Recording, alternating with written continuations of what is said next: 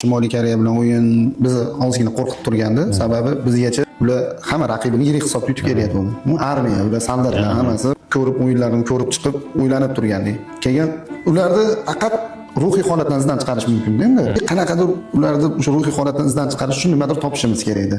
O'yin bo'yicha qiynalardik. Bizda Abbakir bor. Qimir bola. Shuni chaqirib Bakirni shundan qizil oldirish kerak dedim. Shag'ashiga tegishi kerak, ulardan qizil olish kerak dedim. Unda oldin bolalardan so'radim. Bolalardan shunaqa narsa qilish kerak, buni kim qiladi yaxshi? Sen hammasi Bakirni ko'rsatdi. Bolalar ham bilishadi. Bu o'zi shunaqa komandaning nuqasi. Keyin nima qilasan? Lekin var bo'ladi, o'zing ham qizil olmaysan. Xotir olmaylar bo'ldi dedi. Keyin lekin qara qizil olma, o'zing ham qizil olib qo'yma. Nimadir qilgan, shu u qizil olsin yoki sariq olsin. Biz provokatsiya qilish kerak. Keyin bo'pti bir payt o'yin ketyapti. Bittasi Bakir bittasini oldida turibdi, buni oldida turibdi.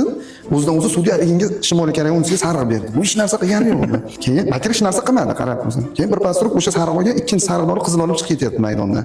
O'yindan keyin nima qilding? Mayka desam, bu yerda yaxshi chisnoylardan kelib oldiga borib kekirdim deydi. U kekirgandan keyin uni urib olgan, itarib olgan, sariq olgan. Shunaqa harakat qildik, shunaqa qilib o'yinni o'ldirishga. Boshqa ularga qarshi imkoniyatimiz yo'q edi.